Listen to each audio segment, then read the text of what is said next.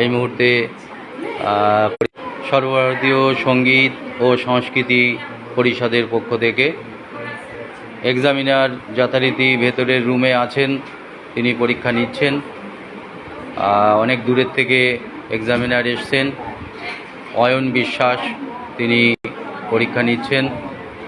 এখানে প্রিয় ছাত্রছাত্রীরা তারা শেষ মুহূর্তের কবিতাগুলো দেখে নিচ্ছে, রিভাইজ করে নিচ্ছে।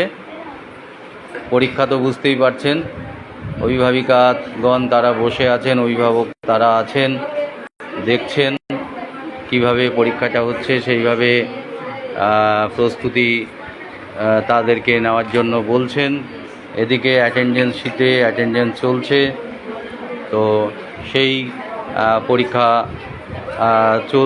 পরীক্ষার প্রস্তুতিতে এই